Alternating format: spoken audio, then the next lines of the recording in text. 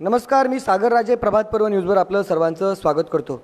Panvel महानगरपालिकेचा property tax हा अतिशय वादाचा मुद्दा झालेला आहे आणि येत्या महानगरपालिकेच्या निवडणुकीला तो नक्कीच महत्त्वाचा असा मुद्दा असणार आहे. झालं काय की पनवेल महानगरपालिकेचा जो प्रॉपर्टी टॅक्स आहे तो जाचक आहे असा सातत्यानं विरोधी पक्षाकडनं आरोप करण्यात येत आहे. इवन काही सामाजिक संघटनांनी देखील त्याला दुजोरा देत याविषयी उच्च न्यायालयात याचिका दाखल केलेला आहे. इतर महानगरपालिकेच्या तुलनेने पनवेल महानगरपालिका ही नवीन आहे, त्यामध्ये ज्या सुविधा मिळायला पाहिजे त्या मिळत नाही आणि त्यामुळे त्यांनी जो आकारलेला प्रॉपर्टी टॅक्स आहे तो अतिशय जास्त जाचक आहे असा आरोप केला जात आहे. सत्ताधारी पक्षाचं मात्र असं म्हणणं आहे की पूर्वी तो टॅक्स खरोखर जास्त होता आणि तो कमी करण्यासाठी आम्ही प्रयत्न केला, परंतु आता जो टॅक्स आहे प्रॉपर्टी टॅक्स आहे तो बरोबर आहे. आणि हे जे लोक आहेत म्हणजे त्याच्यामध्ये नगरसेविका लीना गरड असेल, इतर जे फोरम आहेत ज्यांनी या विरोधात याचिका दाखल केलेल्या आहेत ते मंडळे असतील किंवा वाघमारे असतील, यांनी या सगळ्यांनी याचिका वगैरे दाखल केलेल्या आहेत. या सगळ्यांचं जे म्हणणं आहे ते खोटे, ते खरं तर जनतेची दिशाभूल करत आहेत असाच आरोप त्यांनी थेट केलेला आहे. पनवेल महानगरपालिकेच्या संदर्भात प्रॉपर्टी टॅक्स संदर्भात केलेल्या विविध याचिका आणि हे सगळे आरोप, त्यामुळे आता निश्चितच या बाबतीत देखील सत्ताधारी पक्षाचं नक्की काय म्हणणं आहे, त्यांचं म्हणण्यानुसार खरोखरच ते दिशाभूल केलेलं हे बरोबर आहे का किंवा ते चुकीचं आहे, हे सगळं आपल्याला पाहून घ्यायचं आहे. तर आपल्यासोबत आहेत खारघर शहराध्यक्ष ब्रिजेश पटेलजी, कीर्ती नवघरे आणि दीपक शिंदेजी. तर मी त्यांचा हा आरोप की जनतेची दिशाभूल करतात ही सगळी मंडळी, या बाबतीत हे नक्की काय आहे ते आपल्याला जाणून घ्यायचं आहे. ब्रिजेश पटेलजी नमस्कार, आपलं प्रभात पर्व न्यूजमध्ये स्वागत आहे. आपण जो आरोप केला त्याच्या समर्थनार्थ नक्की काय मुद्दे आहेत की प्रॉपर्टी टॅक्स बरोबर आहे म्हणून? अभी मैं बोलना चाहूँ कि कोई भी सरकारी प्रशासन है तो वो टैक्स के ऊपर ही चलता है. मैं बोलूँ सही है गलत से गलत है, उससे कुछ प्रशासन चलता नहीं है.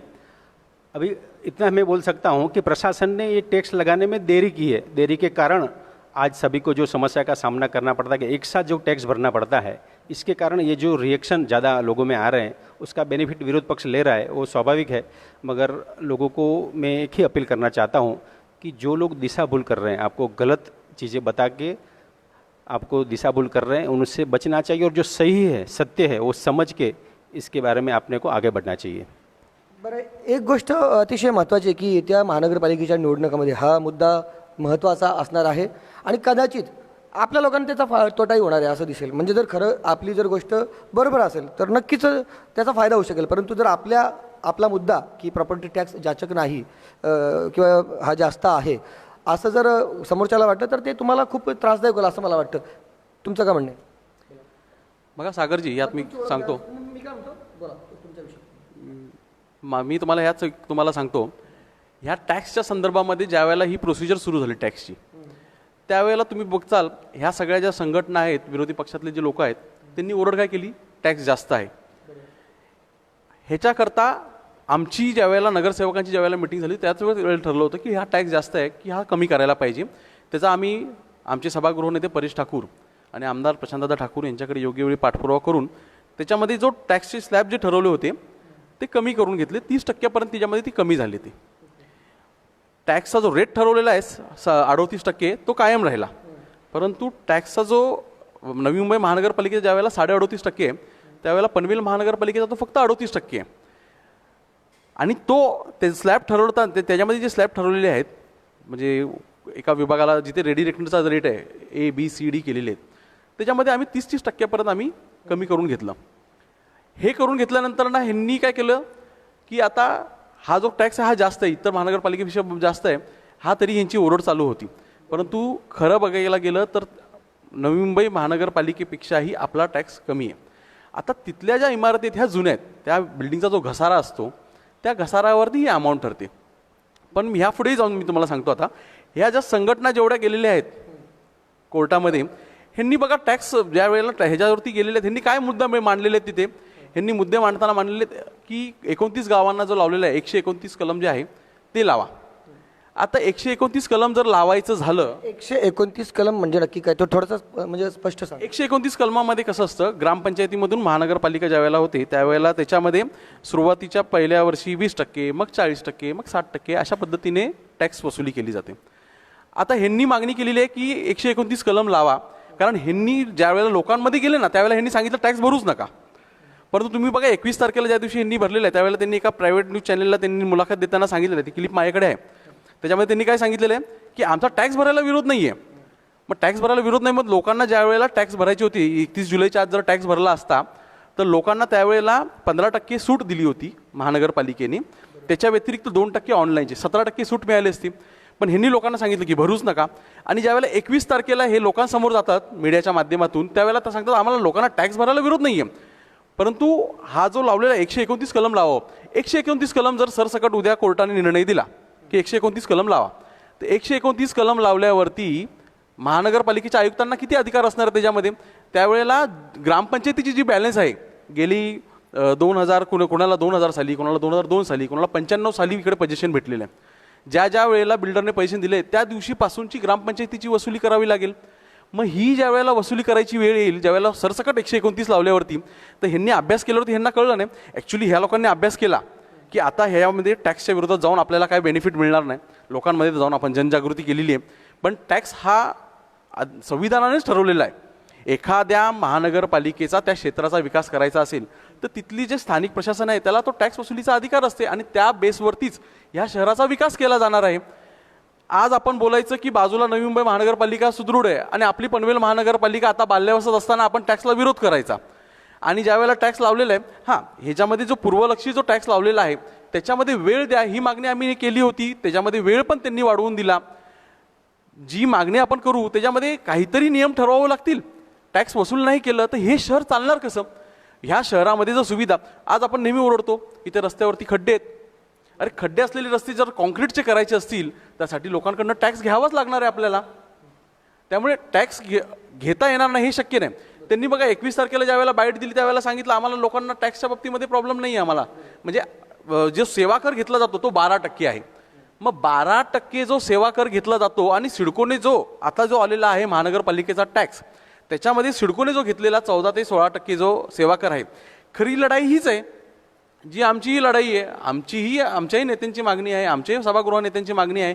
आम्ही तसा ठराव केलेला आहे आमच्या नगरसेवकांनी सभागृहामध्ये की हा जो सेवा कर आहे जो सिडकोने घेतलेला आहे तो महानगरपालिकेने घेऊ नये, पण राहिलेला जो प्रॉपर्टी टॅक्स आहे तो भरावाच लागणार आहे, त्याच्यामध्ये कुठं सूट नसेल.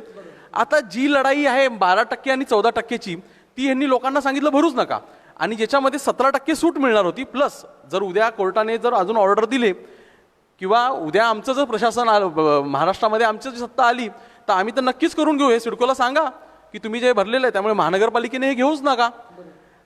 त्यासाठी यांनी कोर्टामध्ये गेले. हा कोर्टामध्ये नेऊन यांनी विषय अजून किचकट करून ठेवला.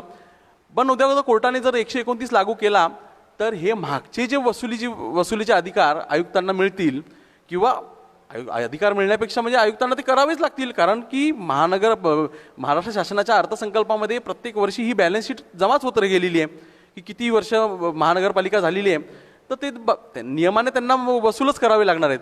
माझं म्हणणं हेच आहे, ह्यांच्याकडे मुद्दे राहिले नाहीत. ह्यांनी लोकांकडनं पैसे काढले की आम्ही कोर्टात जाणार ह्या विषयामध्ये. पण ह्यांना ज्या वेळेला कळलं की आता ह्या विषयात तुम्हाला कोर्टात जाता येत नाही कारण की हा मुद्दा फक्त सेवा कराच्या बाबतीत होतो. कारण सिडकोने काय घेतलेलं आहे, सेवा कर घेतलेला आहे, टॅक्स नाही घेतलेला आहे. ह्यांनी लोकांची दिशाभूल करायची सुरुवात तिथून केली की डबल टॅक्स ह्यांनी यांच्या गाड्यांवर लावून फिरले डबल टॅक्स. सिडकोचा जो सेवा कर आहे तो ती ऑलरेडी सूट दिली होती महापालिकेला असं तुमचं म्हणणं आहे? नाही, ती महापालिकेने सूट दिली नाही. ती 12% सेवा कर ही महानगरपालिका मागते. जर लवकर तुम्ही भरली तर जी ठराविक सूट होती ती नक्की काय होती? नाही, लवकर भरण्याकरता हे लवकर भरण्यासाठी ह्यासाठीच दिली होती कारण की ऑलरेडी खूप वर्षाचा पूर्वलक्षी जो कर आहे तो भरायचा. त्यामुळे ही आयुक्ताला जेवढे अधिकार आहेत त्या अधिकारामध्ये मिळालेली ही सवलत होती. आमचं म्हणणं तोच होतं की ही सवलत जी आहे ती त्यांनी वापरून घ्यावी, इन कॅश करावी आणि राहिलेला जो सेवा कराची लढाई आहे ही तर चालत राहील ना. पण सेवा कराची अमाऊंट जी आहे ही टोटल मालमत्ता कराच्या ही 12% आणि सिडकोची 14%. म्हणजे ही लढाई एवढीच आहे. म्हणजे मला तुम्हाला असं म्हणायचं आहे की आयुक्तांनी जी सवलत दिली ती सवलत जर एनकॅश करून ठेवली असती तर तुमचा जो सेवा कराचा जो विषय आहे तो ऑटोमॅटिक या ठिकाणी ऍडजस्ट झाला असता असंच थोडक्यात म्हणायचं. नाही म्हणजे त्याच्यामुळे नाही तर तुम्हाला जर ती सवलत मिळाली असती तर तोच पुढे जी म्हणजे त्याच्यामध्ये ज्या अमाऊंटचा वाद असणार आहे ती अमाऊंट कुठेतरी इकडे ऍडजस्ट झाली. हां, ती ऍडजस्ट झाली. लोकांना ही रिलीफ भेटली असती ना. ही रिलीफ लोकांना मिळूच दिली नाही. ह्यांनी राजकारण करायला जर राजकारण खरंच करायचं होतं ह्यांनी तर ह्यांनी आमच्यावर टीका करावी आम्ही नाही म्हणत आहे आम्ही 5 वर्षामध्ये आम्ही सत्तेमध्ये असताना आमच्याकडनं सगळीच कामं झाली, राहिलीत काय कामं राहिलेली आहेत. महानगरपालिकेला अधिकार नाही आहेत, ह्या ठिकाणी सिडको आहे प्रशासन, त्यामुळे आमच्याकडे ठराविक अधिकार आहेत. त्याच्या निमित्ताने काय ह्यांना जर हे करायचे असते, राजकारण करायचं समजू शकलो असतो, परंतु जिथे लोकांना बेनिफिट मिळणार आहे तो बेनिफिटच मिळू नये असं ह्यांनी स्वतःचं राजकारण करण्याकरता केलेलं आहे. माझा आरोप तेच आहे की दिशाभूल जे आहे ना, ॲक्च्युली बघा मी तुम्हाला सांगतो, लीनाताई आमच्याबरोबर गेली 5 वर्ष आमच्याबरोबर काम करतात पक्षात. लीनाताईंचा हा स्वभाव नाही आहे, मी तुम्हाला स्पष्ट सांगतो, म्हणजे मी जेवढं त्यांना ओळखतो लीनाताईंचा हा स्वभाव नाही. ॲक्च्युली लीनाताईंना ह्याच्यामध्ये जे डायरेक्शन देणारे जे आहेत त्यांच्याबरोबर म्हणजे त्यांचे ते त्यांचे मिस्टरच अर्जुन गरड ह्याच्यामध्ये आहेत, तर काही लपून राहिलं नाही, कारण सोसायट्यांमध्ये मिटिंग घ्यायला पण अर्जुन गरडच जात असतात, त्यामुळे काय लपून राहिलं नाही की अर्जुन गरड हे नाही. अर्जुन गरड हे राजकीय महत्त्वाकांक्षी असलेली व्यक्ती आहेत, त्यांनी राजकीय महत्त्वाकांक्षा बाळगावी, परंतु ज्यामुळे लोकांचे जर नुकसान होणार असेल तर ह्या गोष्टीला आम्ही भाजप म्हणून आम्ही नक्कीच विरोध करू. आणि आमचा ह्यात खूप विरोध आहे की लोकांना दिशाभूल करण्याचा प्रयत्न या ठिकाणी केलेला आहे. दीपक शिंदे जेतकीर्ती नवघरे यांचं जे ऐकलं आपण, त्याच्यानंतर दीपक शिंदेना याविषयी काय बोलायचं आहे ते आपण जाणून घ्या. दीपकजी बोला, हे सगळं जे यांनी जे बोलले किंवा आता लीना गरड यांनी सांगितले की बाबा तुम्ही टॅक्स भरू नका, परंतु प्रत्यक्षात टॅक्स भरू नका असं ते जेव्हा बोलले, परंतु ऑन रेकॉर्ड ते तसं बोलले नाही. त्यांचं म्हणणं आहे कारण आम्ही टॅक्सला विरोध नाही आमचं, म्हणजे ते बाकीचं डबल टॅक्सेशन आहे त्याला विरोध आहे. सगळ्या गोष्टींचं काय तुम्ही नेमकं विश्लेषण कराल? बघा, आमच्या मंडळाचे अध्यक्ष सन्माननीय ब्रिजेश पटेल आणि आमचे अभ्यासू असे सरचिटणीस कीर्ती नवघरे यांनी सर्व तांत्रिक बाजू तुम्हाला समजावून सांगितल्या.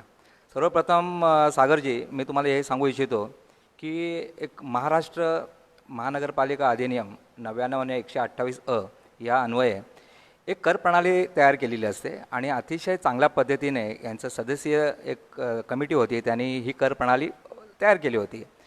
पण 2016 ऑक्टोबर 2016 आतापर्यंतच्या कार्यकालामध्ये आतापर्यंत कधीच आपण लोकांकडनं कुठल्याही प्रकारचा कर घेतला गेला नव्हता. दुर्दैवानं ह्याच पिरियडमध्ये कोरोना आला आणि बऱ्याच जणांचा रोजगार गेला, बऱ्याच जणांच्या नोकऱ्या गेल्या, कामधंद्यावरती त्याचा परिणाम झाला. अशा दोन्ही गोष्टी अचानक उद्भवल्या गेल्या, त्यामुळे स्वाभाविकच एकरकमी एकाच वेळी पैसे भरणं हे सर्वसामान्यांना कठीण जात होतं. आणि हे सर्व मागणी नागरिकांची मागणी आहे, आपले सर्व सन्माननीय सदस्य लोकप्रतिनिधी आहेत यांनी पालिकेला विनंती केली, त्यानुसार आणि पालिकेने सुद्धा याच्यावरती सहानुभूतीवर विचार केला आणि 30% कर हा कमी केला याच्यामध्ये. त्यानंतरसुद्धा एक स्लॅब दिले गेले होते की बाबा ह्या महिन्यापर्यंत भरला तर तुम्हाला 15% + 2%, 10%, 2%, 2-2 महिन्याच्या हिशोबाने प्रत्येकाला सवलत दिली गेली होती. परंतु त्याचवेळी आपण असं म्हणतोय की काही संस्था, ह्या संस्था नाही आहेत, ह्या संस्थेच्या मागे एक राजकीय चेहरा कुठेतरी आहे. तुम्ही बघा, हे 4-5 ज्या काही संस्थांनी ज्या उच्च न्यायालयामध्ये जे काही याचिका त्यांनी टाकलेली आहे, आणि हे सर्व निवडणुकीमध्ये दारुण पराभव झालेले, काहींचे डिपॉझिटसुद्धा गेलेले आहेत त्याच्यामध्ये. तर तुम्हाला ह्याच्यामध्ये असं दिसून येईल की फक्त ह्या संस्था समोर उभ्या केलेल्या आहेत, परंतु त्याच्या मागे राजकीय वलय त्याच्यामध्ये आपल्याला दिसून येतं आहे. आणि माझा स्पष्ट आरोप आहे की आज काही नागरिकांना थोडीफार सवलत दिली गेली असती, काही गृहसंकुलाच्या तर लाखामध्ये सुद्धा मिळाली असती त्यांना, परंतु आणि बघा कसं आहे, नागरिकांची एक मानसिकता असते की 2 पैसे कधी वाचतील त्यासाठी ते बघणारच. एक सकारात्मक भूमिका त्यांची असते की काहीतरी निर्णय लागेल आणि आम्हाला काय करमध्ये सवलत मिळेल, परंतु अशा प्रकारच्या कुठल्याही प्रकारची होण्याची शक्यता अजिबात नाही आहे. कारण अतिशय चांगल्या पद्धतीने एका टीमने काम केलेलं आहे याच्यावरती आणि प्रत्येकाला आम्हालासुद्धा वाटतं की नागरिकांचे 2 पैसे वाचावेत, बरोबर आहे. परंतु ज्या पद्धतीने ह्याची ॲडव्हर्टायझिंग केली आहे, सोशल मीडिया ह्या लोकांनी यूज केलेला आहे, लोकांच्या मनामध्ये असं बिंबवलं गेलेलं आहे की तुमचे पैसे वाचणार आहेत आणि हे काही जे आहेत म्हणजे डबल टॅक्सेशन वगैरे हे थोतांड आहे आणि लोकांची दिशाभूल करणार आहे. थँक्यू. बरं, खरं तर म्हणजे अजून आरोप आहेत जे लोकांनी केले आणि त्याची उत्तरं लागतीलच. पहिली गोष्ट, पनवेल महानगरपालिकेमध्ये ज्या प्रमाणात टॅक्स आकारणी केली जात आहे त्या प्रमाणात सुविधा मिळत नाही. आजसुद्धा अनेक ठिकाणी रस्ते खराब आहेत, पाण्याची अत्यंत वाईट परिस्थिती आहे आणि अशा वेळेला तुम्ही टॅक्स घेता त्याचा नैतिक अधिकार तुम्हाला नाही, असाच एक प्रकारे आरोप या ठिकाणी केला जात होता विरोधकांकडनं. त्याला काय उत्तर द्याल तुम्ही? यामध्ये मी तुम्हाला सांगतो, आता सध्या गार्डनची कामं जी ह्या ठिकाणी काढण्याचा महानगरपालिकेने सुरुवात केलेली आहे. गार्डनची कामं अंदाजे एक 7-7.5 करोडची कामं आहेत, जी खारघर शहरासाठी आहेत. टोटल मला वाटतं एक 24 करोडची कामं सिडको क्षेत्रामध्ये पनवेल महानगरपालिकेकडनं करण्यात येणार आहेत. बघा, आपण ज्या वेळेला एखादी महानगरपालिका बाल्यावस्थेत असते ज्या वेळेला ती तयार होत असते त्यावेळेला त्याचा इन्कमचा सोर्स ह्या ठिकाणी तयार होणं गरजेचं असतं. त्यानंतर ना ह्या शहरामध्ये आज सिडकोला काढून ह्या ठिकाणी पनवेल महानगरपालिका आणण्यामागचा उद्देश हाच होता की सिडको ह्या ठिकाणी सेवा कराच्या रूपात जे पैसा घ्यायचा तो पूर्ण वापरत नव्हती. त्यांना आपलं थातूरमातूर कामं करायची, प्रत्येक वर्षी नवीन कॉन्ट्रॅक्ट काढायचं. आज मला सांगा, पनवेल महानगरपालिकेकडे जर तेवढे सक्षमपणे जर त्यांचा जर फंड असता तर आज खारघरमध्ये आमचा तर सगळ्यात पहिला उद्देश तोच असणार आहे की खारघरचे सगळे रस्ते आम्ही कॉन्क्रिटीकरण करून घेणार आहे. या शहरामधले सगळे रस्ते हा कॉन्क्रिटीकरण झाले तर हा जो खड्ड्यांचा प्रश्न आहे हा सगळ्यात पहिल्यांदा मिटणार आहे. ह्याच्या व्यतिरिक्त तुम्हाला सांगतो मी, बघा सागरजी, आहे ना, मग पाण्याचा प्रश्न ज्या वेळेला एखादा डॅम विकत घ्यायचा त्यासाठी पनवेल महानगरपालिकेची तेवढी सक्षमता तरी तयार व्हायला पाहिजे ना. ती कधी होईल? ज्या वेळेला टॅक्सचं ह्या ठिकाणी व्यवस्थित चलन होईल त्यावेळेला ह्या बाजूला जे डॅम आहेत ते काय सिडकोच्या ताब्यामध्ये आहेत, म्हणजे सिडकोच्या ताब्यात थोडीच राहणार आहे. इतर सोर्सेस देखील तयार करू शकले असते असं अरविंद भगत यांनी सांगितलं. ह्या ठिकाणी मी तुम्हाला सांगतो, पैशांसाठी या ठिकाणी तळोजा MIDC आहे. तळोजा MIDCला ज्या वेळेला टॅक्स या ठिकाणी लावण्याचा निर्णय घेतला झाला, या फोरमवाल्यांनी जाऊन तिकडे मिटिंग घेतल्या की तुम्ही का तिकडे हे करताय. त्यांच्या मिटिंग झाल्या, फोरमच्या 2-4 बैठका झाल्या का त्यांनी तिकडे जे तळोजा इंडस्ट्रियल असोसिएशन आहे त्यांनी तिकडे सुरू करून टाकलं की आम्ही पनवेल महानगरपालिकेला का बरं टॅक्स द्यायचा आहे. आज नवी मुंबई महानगरपालिका सक्षम झालेली आहे. साहजिक आहे, बाजूला तिकडे इंडस्ट्रियल एरिया होता आणि इंडस्ट्रियल एरिया जो चालतो तिथले जो रेव्हेन्यू देतो तो काय रेव्हेन्यू ह्यासाठी देतो कारण की इथेच राहणारे कामगार तिथे कामाला जातात ना. ज्या वेळेला एखाद्या इंडस्ट्रियल एरिया म्हणतो त्यावेळेला बाजूला शहराची निर्मिती होती. मग त्या शहराच्या सुशोभीकरणाकरता इंडस्ट्रियल एरिया पुढे नाही येणार. त्या शहराच्या विकासाकरता इंडस्ट्रियल एरियाचा पण हातभार असायला पाहिजे. इंडस्ट्रियल एरियाचा जो विकास करायचा आहे ती पण पनवेल महानगरपालिकेची जबाबदारी आहे. बघा, हे सगळं लागूनच आलेलं आहे. एकमेकाला लिंक आहेत ह्या सगळ्या गोष्टी. परंतु राजकारण करण्याकरता काही लोक इकडे ह्याच्यामध्ये राजकारण करण्याकरता ह्या पद्धतीने जर राजकारण केलं ना तर नक्की ह्या शहराचा विकास थांबेल कुठेतरी. परंतु मला फुल विश्वास आहे, मला पूर्ण गॅरंटी आहे, आमचे जे नेते आहेत आमदार प्रशांत ठाकूर, लोकनेते रामशेठ ठाकूर, यांच्याकडे एक विजन आहे ह्या शहरामध्ये. बघा, मी तुम्हाला तो सिडकोने ज्या वेळेला ह्या इकडे CCTV लावायचं ठरवलं, 63 करोडचं कॉन्ट्रॅक्ट काढलं, काय झालं त्याच्या पुढे नंतर ना CCTV का पाहिजे ह्या शहरामध्ये. उद्या जर आपली पनवेल महानगरपालिका सक्षम असते, ह्या ठिकाणी गल्लीमध्ये ज्या दिवशी CCTV लागेल ना त्या दिवशी आपल्याच आया बहिणी ह्या रस्त्याने जात असतात. चेन स्नॅचिंगचे जे प्रकार आज घडतात, बाजूच्या शहरामधनं लोक येतात, तुम्हाला आता माहिती असेल, इथे चेन स्नॅचिंग होतं, सापडत नाही, आरोपी सापडत नाहीत. का बरं प्रकार वाढलेत खारघरमध्ये? हे जर प्रकार रोखायचे असतील ना तर ह्या ठिकाणी गल्लीत CCTV पाहिजेत. हे CCTV लावायला महानगरपालिका सक्षम पाहिजे. इकडे महानगरपालिका सक्षम कधी होईल? ज्या वेळेला ती लोकांकडनं टॅक्सच्या रूपात पैसे घेत त्यावेळेला सक्षम होईल. ह्यासारख्याच अनेक सुविधा आहेत इथे. मोठे बाजूला स्पोर्ट्स कॉम्प्लेक्स आहेत, परंतु ह्या स्पोर्ट्स कॉम्प्लेक्समध्ये पैसे भरून लोकांना प्रवेश घ्यावा लागतो. हे जर पनवेल महानगरपालिका इकडे जर स्पोर्ट्स कॉम्प्लेक्स बनवलं, गरीबाचा घरचा मुलगा पण आपल्या ह्या ठिकाणी हुनर दाखवता येईल, त्यालाही आंतरराष्ट्रीय पातळीवर जाऊन त्याला त्याची चमक दाखवता येईल. परंतु हे कधी होईल? ज्या वेळेला ह्या महानगरपालिकेकडे ती ताकद तयार होईल. ही ताकद तयार करण्याचं काम ह्या ठिकाणी चालू असताना शासकीय यंत्रणा आहेत 2, सिडको आणि महानगरपालिका, ह्यांनी घेतलेला सेवा कर, त्याची टक्केवारी किती? 12 ते 16% मध्ये. लढाई त्याच्यावरती लढावी ना की बाबा हा सेवा करायचा मुद्दा आहे. तुम्ही लोकांना सरसकटच टॅक्स नाही भरायला लावला. अरे तुम्ही टॅक्स ज्याला भरायचा आहे त्याला बेनिफिट पण मिळतोय 17%चा. प्लस तुम्ही जर हा जो विषय सोडवायला तुम्ही पण आमच्या बरोबर आलात तर सेवा जो कर आहे जो सिडकोने घेतलेला आहे तो महानगरपालिकेने जर वळता केला, ह्याच्यामध्ये आयुक्तांना अधिकार किती येतो? आम्ही आयुक्तांकडे जाऊन बसलो, आम्ही महासभेत मांडलं.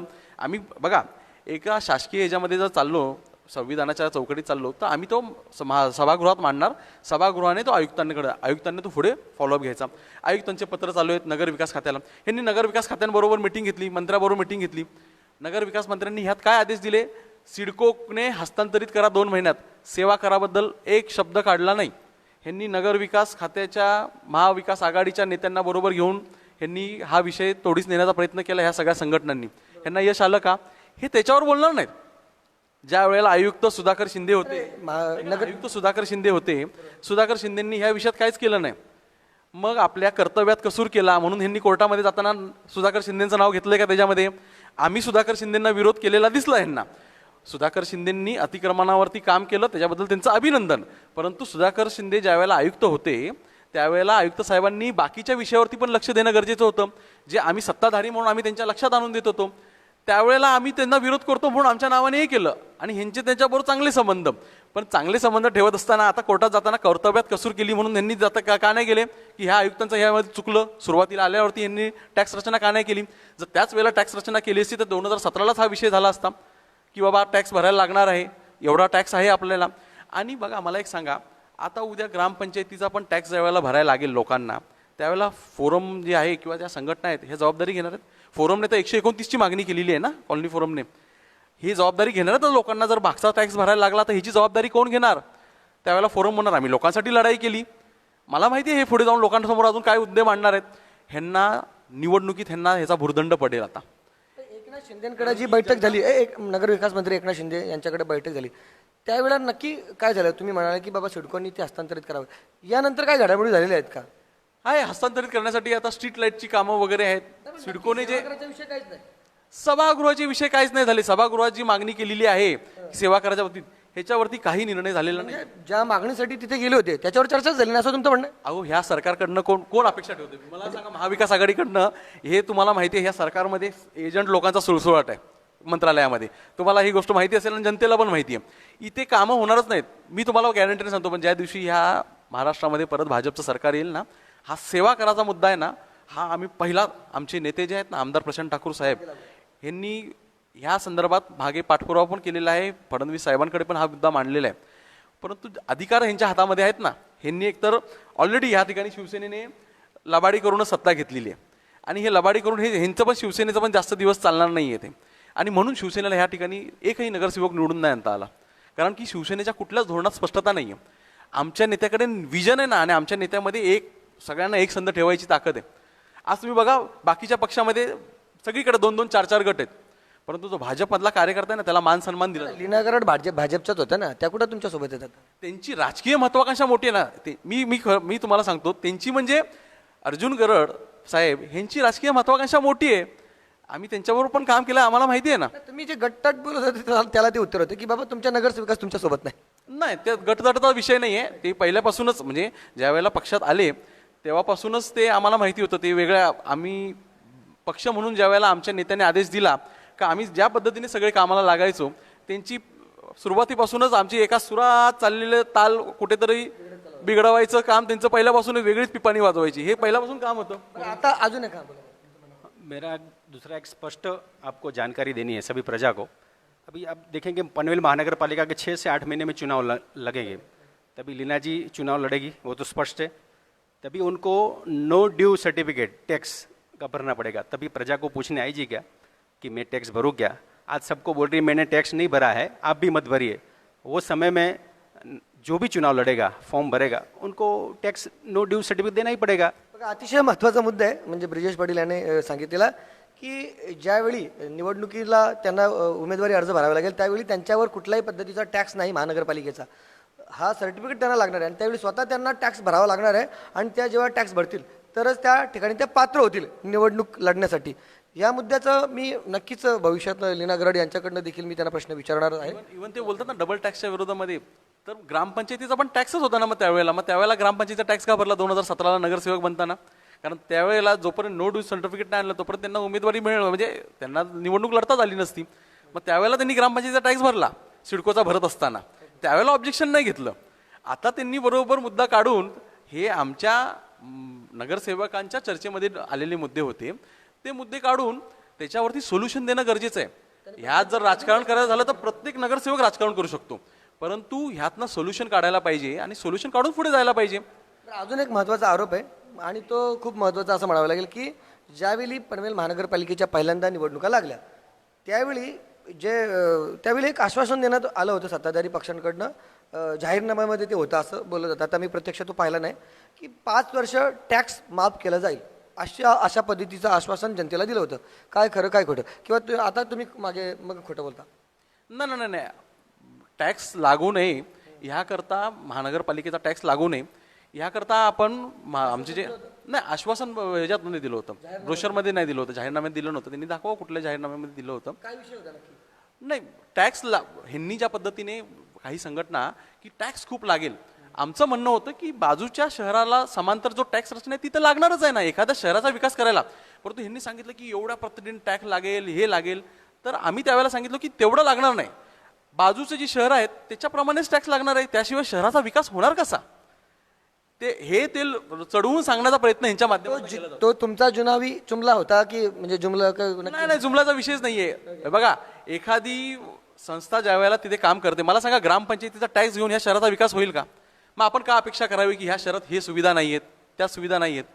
मुळात महानगरपालिका बनवण्यामागचा उद्देशच हा होता ना, की ही महानगरपालिका बनली की ह्या इथले लोकांना सुविधा देता येतील. आज मला सांगा, जो टॅक्स 1 रूम किचनला लागतोय तो थोडीच 2 BHK ला लागतोय, परंतु ह्या शहराचा विकास होत असताना प्रत्येक ठिकाणी वेगळे स्लॉट्स ठरलेले आहेत, त्या पद्धतीने टॅक्स घेतला जातो आणि त्या पद्धतीने सुविधा दिल्या जातील. ज्या वेळेला टॅक्स भरला जाईल त्याच वेळेला लोकांना इथे सुविधा मिळणार आहेत. बरं, आता हा मुद्दा सध्या तर कोर्टात प्रलंबित आहे. त्यावेळेला पण तुम्हाला सांगतो, महानगरपालिका बनताना किती जण कोर्टात गेले. त्यांनी ज्या वेळेला कोर्टात ते हारले, त्यांचं उडवून लावलं की नाही, ह्या ठिकाणी महानगरपालिका ही अशीच बनू शकते. आले कोण नंतर? हे पुढे आले का? हे लोक तेच आहेत जे निवडणुकीला सपाटून हरलेले एकत्र आलेले आहेत, ज्यांना महापौरपद नाही भेटलेले आहेत, ते सगळे एकत्र आलेले आहेत आणि त्यांनी हे आपलं निवडणुकीच्या पूर्वी सुरू केलेलं आहे. फोरमचा तर इतिहास आहे आजपर्यंतचा, मी सांगतो कॉलनी फोरमचा, की निवडणुका आल्या का एखादा काहीतरी मुद्दा काढायचा आणि लोकांमध्ये जाऊन दिशाभूल करायला सुरुवात करायची. बघा, पण त्यांच्याबरोबर जेवढे होते ना, ते बरेचसे जण आता आमच्या बरोबर आहेत. फोरम मी तेच बोलत होतो की बरोबर जेवढे होते, कारण त्यांना नंतर कळायला लागतं की ह्यात काही सत्यता नाहीये. कारण लोकांना एका ठराविक काळापर्यंत आपण मूर्ख बनवू शकतो, सदा सर्व काळ मूर्ख नाही बनत आहेत. लोकांना जनतेच्या दरबारात गेल्यावरती आपल्याला सत्य समोर लोकांसमोर यावंच लागतं. त्यामुळे जे आज फोरममध्ये होते ते नगरसेवक पण राहिले नाहीत, ते पण आमच्या बरोबर आलेले आहेत, तुम्ही बघा. त्यामुळे ह्या सगळ्या गोष्टी निवडणुकीपुरतं असतात, ह्या सदा सर्व काळ नाही राहू शकत. बरं, निवडणुकीपूर्वी म्हणजे आता जे कोर्टात सध्या चालू आहेत या संदर्भात याचिका दाखल केली आहेत, माझ्या मते काही तारखा वगैरे पडल्या आहेत का, किंवा तिथे नक्की काय होईल, तुमचा काय विश्वास आहे? पुढची तारीख भेटलेली आहे, आम्ही पण वाट बघतोय. जर आता तिथे हिअरिंग वगैरे होते का सध्या काय? मला असं कळलेलं आहे की नोव्हेंबरमध्ये काहीतरी तारीख आहे, परंतु जर कोर्टाने 129 सरसकट लागू करायचा जर निर्णय दिला तर हे खूप दुर्दैव असेल. आणि मग फोरमने जी ती जबाबदारी घ्यावी. लोकांना जर मागचा जर टॅक्स ग्रामपंचायतीचा भरायची पाळी आली तर फोरमने मग पळू नये, मग फोरमने जबाबदारी घ्यावी की ही किती मोठी चूक केलेली आहे. त्यांना ॲक्च्युली आत्ताच कळलं होतं की आता कोर्टात जाऊन फायदा नाही आहे, परंतु त्यांनी ज्या पद्धतीने वातावरण तयार केलं, गाडीवरती बोर्ड लावून फिरवून टॅक्स भरू नका, टॅक्स भरू नका, आणि आता त्यांना मागे येणं शक्य नव्हतं. कारण की खरी लढाई ही 12% आणि 14% सेवा करायची होती. त्यांनी टॅक्सच्या विषयी त्यांचं काहीच चालणार नाही हे त्यांच्या वकिलांनी पण त्यांना सांगितलं असणार आहे. म्हणून तर ते ह्या विषयावरती बोलत नाहीयेत, पुढे येत नाहीयेत. आता लोकांमध्ये जाऊन काहीतरी आम्ही काहीतरी केलं असं दाखवण्याकरता त्यांनी केलं, परंतु आता त्यांना मागे येता येत नव्हतं म्हणून त्यांनी 129चं कलम घेऊन गेले. परंतु हे 129चं कलम जर इथल्या लोकांना लावलं, बघा ग्रामपंचायतीमध्ये ग्रामपंचायतच्या घरं आहेत त्यांना जो टॅक्स होता, म्हणजे आता मी पण 2017ला मला निवडणूक लढायला मी इच्छुक होतो, त्यावेळेला मी 17,000 रुपये भरले होते. 15 ते 17,000 काहीतरी अमाऊंट होती. 2021 पर्यंत ती पण 20-21,000 झाली असेल, कारण 2002चं माझ्या घराचं पोझिशन होतं. आता मला सांगा, परत हा 10-20 हजाराचा भुर्दंड, 30,000चा भुर्दंड लोकांना लागणार मागणं, आणि त्यानंतर परत तुम्ही काय मागणी करता? 129 लावा, म्हणजे 20% 40% लावा, हे तुम्हीच मागणी करता.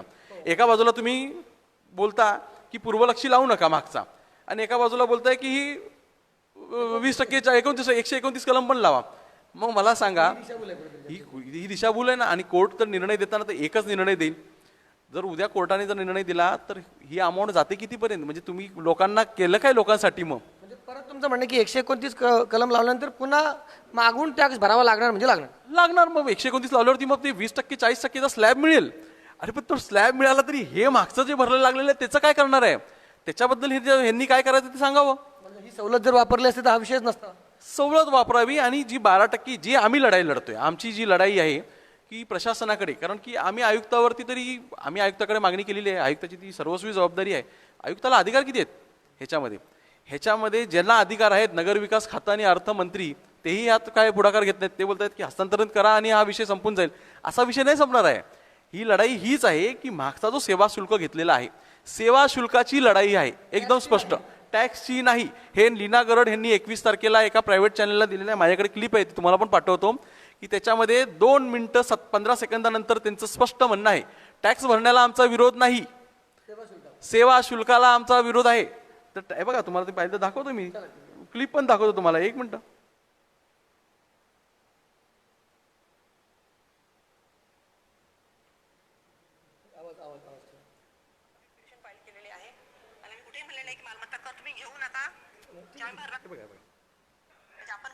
राजकीय भावनेने किंवा आणि नाही तर आपण कायदेशीर पद्धतीने आपण रिट पिटिशन फाईल केलेली आहे आणि आम्ही कुठेही म्हणले नाही की मालमत्ता कर तुम्ही घेऊ नका किंवा आम्ही भरणार नाही असं कुठेही म्हणलेलं नाहीये. तर मी दुहेरी कर हे वारंवार शब्द वापरता आलेली आहे. तर आपले कलम 130 नुसार कुठल्याही सेवेसाठी 2 गव्हर्नमेंट बॉडीज कर लावू शकत नाही. बघा गव्हर्नमेंट बॉडीज कोणाचे आहेत माझं म्हणणं तेच आहे. 130 कलमनुसार पाणी पुरवठाच्या तारखेला आपल्याला सुरू करते. तर पनवेल महानगरपालिका जेव्हा आपल्याला पाणी पुरवठा करत नाही त्यांची आणि नाही तर आपण कायदेशीर विषय मांडलेला आहे. पण तरीही कुठेही आपल्याला निर्णय कुठूनही योग्य निर्णय मिळाला नसल्यामुळे शेवटचा पर्याय म्हणून आणि नाही तर आपण कायदेशीर पद्धतीने आपण रिट पिटिशन फाईल केलेली आहे आणि आम्ही कुठेही म्हणले नाही की मालमत्ता कर तुम्ही घेऊ नका किंवा आम्ही भरणार नाही असं कुठेही म्हणलेलं नाहीये. मालमत्ता करायला विरोध नाहीये, माझं म्हणणं तेच आहे. हे मालमत्ता करायला विरोधच करत नाही. संविधानातच तरतूद आहे की एखादी महानगरपालिका बनली किंवा नगरपालिका बनली तर कर हा मालमत्ता कर हा शेवटच्या क्षणापर्यंत लागूच आहे. कुठेच त्याला हे नाहीये. उलट एवढ्या वर्ष ग्रामपंचायत असल्यामुळे आपल्याला मालमत्ता कर लागला नाही, ही आपल्याला भरपूर मोठी सूट मिळालेली आहे. आणि आता ते बोलतात आहेत की मालमत्ता कर भरायला आमचा विरोध नाहीये. खरी लढाई ही सेवा शुल्काचीच आहे. तर आताच आपण पनवेल महानगरपालिकेचा जो प्रॉपर्टी टॅक्स आहे त्याला विरोधी पक्षाकडनं नेहमीप्रमाणे सांगितलं जातं की बाबा हा जाचक टॅक्स आहे. सत्यपरिस्थिती नवघरे यांच्या मतानुसार की त्या ठिकाणी देखील ते दिशाभूल करत आहेत. खरं तर लढाई फक्त ही सेवा शुल्काची आहे. प्रॉपर्टी टॅक्स हा कायदेशीर मुद्दा आहे, तो भरावाच लागणार आहे. ही सगळी चर्चा आपण ऐकली ज्याच्यामध्ये कीर्ती नवघरे, ब्रिजेश पटेल आणि दीपक शिंदे यांनी सहभाग घेतला होता. ती चर्चा ऐकल्यानंतर तुम्हाला काय वाटतं नक्की कुणाचं खरं कुणाचं खोटं हे आता कोर्टातल्या निर्णयानं कळणारच आहे. आणि माझी तर इच्छा आहे की प्रामाणिकपणे सर्व मग जे फोरमची लोक असतील जे या विरोधात आहेत आणि किंवा ही भारतीय जनता पार्टीचे पदाधिकारी असतील ते समर्थन करतात, या लोकांनी एकत्र यावं आणि एकत्र ही चर्चा आपण दाखवण्याचा प्रयत्न करू. व्हिडिओ जर्नलिस्ट यासिन खानसह सागर राजे, प्रभात पूर्व न्यूज करता खारघर.